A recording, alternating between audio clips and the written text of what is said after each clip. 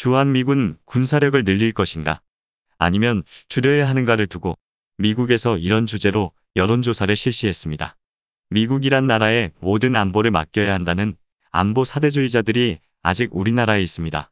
요즘 국민의힘 경선 토론을 보면 기가 막힌 장면들이 나옵니다. 조국을 내가 지킨다는 말을 어느 후보도 하지 않습니다. 당연히 국군의 전력이나 사기에 도움이 되는 발언도 없습니다. 오직 미국과 미국이 가지고 있는 전술핵 이야기뿐입니다. 종전선언을 반대하는 이유도 가관이지만 전작권 환수나 자주국방을 앞세우는 것도 반대합니다. 외세의 군대가 주둔하여 지켜주는 일에 지장을 줄까봐 반대한다고 말합니다.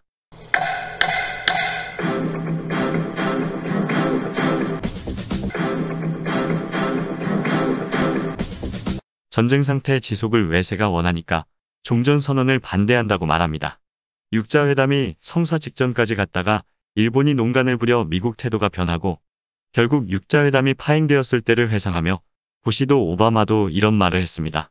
한국의 이명박 정부는 육자회담 성사를 위한 노력을 아무것도 하지 않았다 라고 말을 했습니다. 그 육자회담은 북핵을 제거하기 위한 회담이었는데 일본이 방향을 틀자 이명박 정부가 조율하고 설득하는 대신 입을 닫아버린 것입니다. 만약 지금 문재인 정부였다면 어떠했을까요? 당시 홍준표 씨는 한나라당 원내대표였습니다.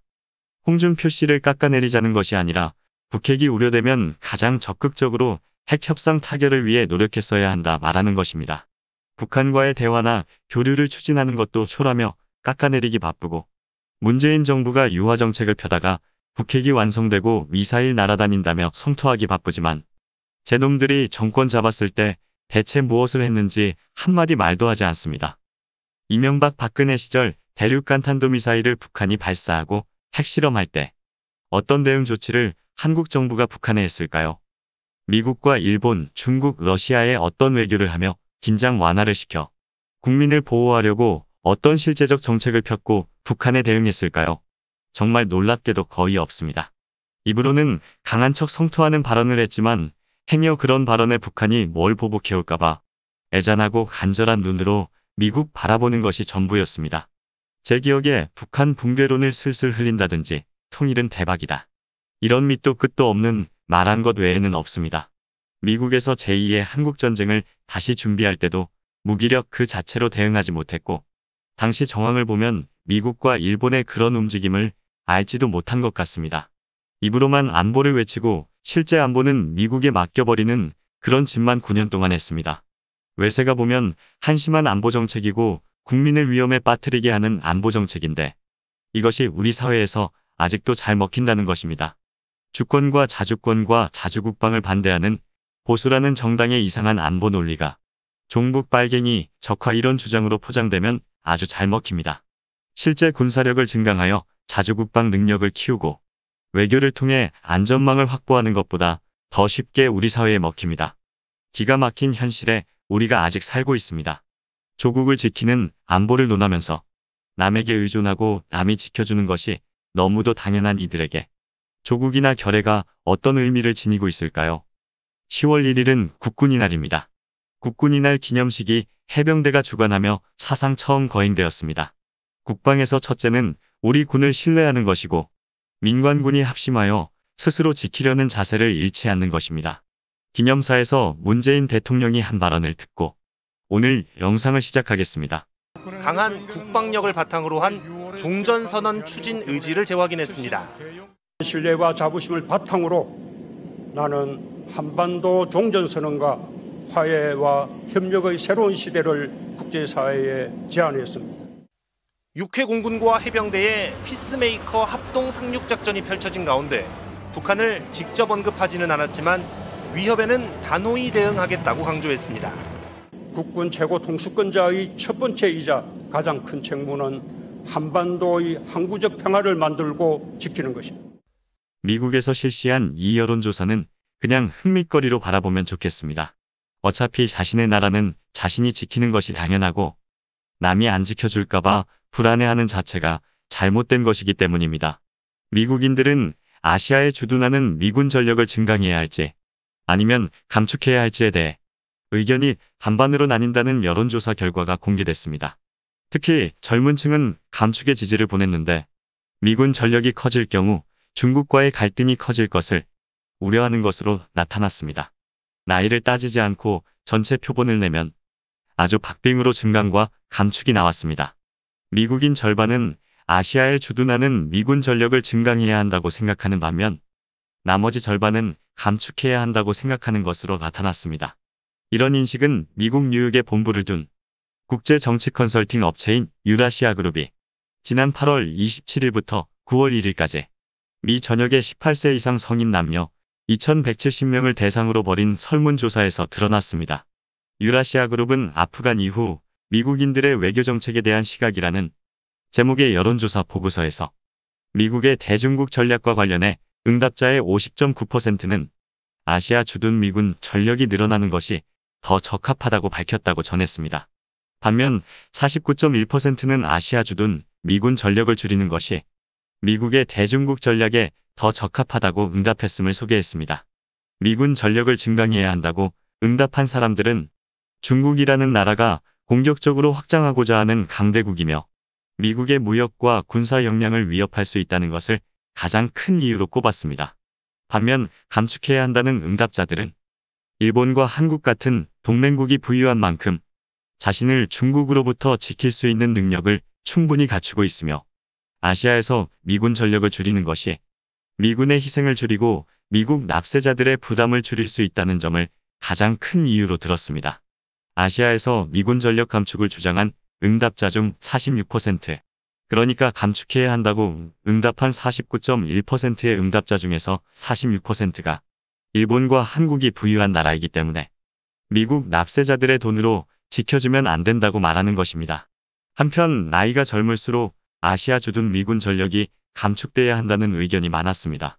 60세 이상은 59.6%가 아시아 내 미군 전력을 늘려야 한다고 했지만 40.4%는 줄여야 한다고 답했고 45세에서 60세에서는 늘려야 한다와 줄여야 한다는 응답자가 각각 53.6%와 46.4%를 차지했습니다. 또 30세에서 44세 사이 응답자는 49.5%가 미군 전력을 늘려야 한다고 했지만 50.5%는 줄여야 한다고 답했습니다.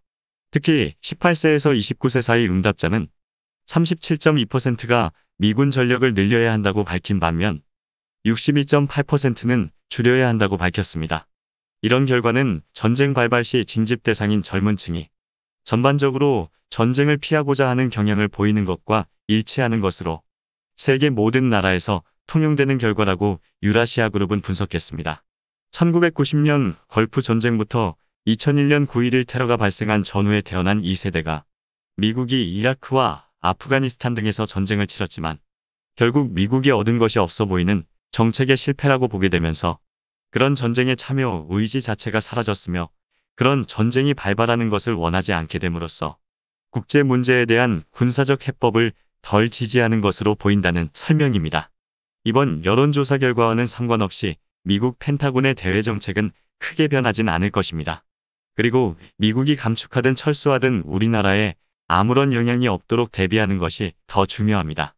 한반도 주변에서 미국이 보는 역학 구도를 우리는 잘 이해할 필요가 있습니다. 다투고 있지만 미국의 중국은 가장 중요한 동반자입니다. 경제에서의 밀착도도 물론이지만 군사에서도 유기적인 조율을 해야만 합니다. 서로 망하지 않으려면 어쩔 수가 없습니다. 아웅다웅하는 모습을 한동안은 계속 보여주겠지만 두 나라 중에서 한 나라가 경제적으로 추락하면 나머지 한 나라도 추락하게 되는 구조적 관계를 맺고 있습니다. 멀어져 보일 수 있지만 실제 멀어지기 어려운 나라가 중국과 미국입니다. 작년부터 선을 넘나드는 일본이지만 일본의 중국은 경제 열쇠를 쥔 국가로 불립니다. 일본이 군사적으로 적대감을 표시했고 중국을 자극했지만 우리나라에 대해 사드 보복할 때처럼 반일 감정을 부추기지도 않고 중국이 이상하리만큼 일본의 적대적 보복을 하지 않습니다. 호주가 중국과 전면전으로 부딪히자 일본이 나름 안심하며 반중을 외쳤습니다. 미국과도 불편한데 호주와는 중국이 완패에 가까운 타격을 입고 있습니다. 물론 호주도 자원 분야는 선전하고 있지만 그 외의 산업은 편하지 않습니다. 그렇다고 여기서 일본까지 중국이 보복을 하기에는 너무 부담이 커집니다.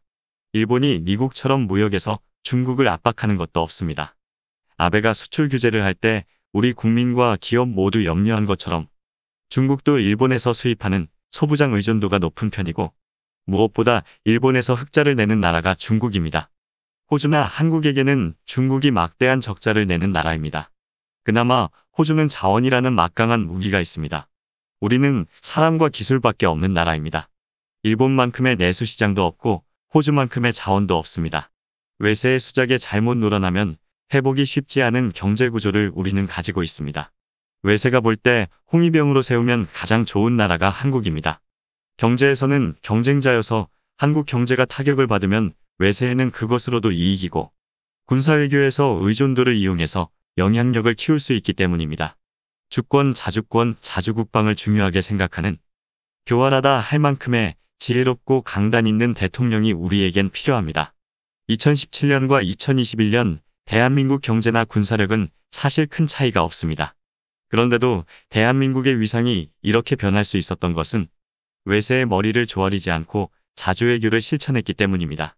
세계가 인정하는 강하고 잘 사는 나라로 문재인 대통령은 한국 이미지를 만들었습니다. 문재인 정부 5년 동안 우리 국민의 자존감은 크게 올라갔습니다. 한 가지 아쉽다면 종전선언이나 전작권 반환에서 결과가 없었다는 것입니다. 이 숙제를 다음 정권이 반드시 풀어주길 희망해봅니다. 오늘 영상은 여기까지입니다. 고맙습니다.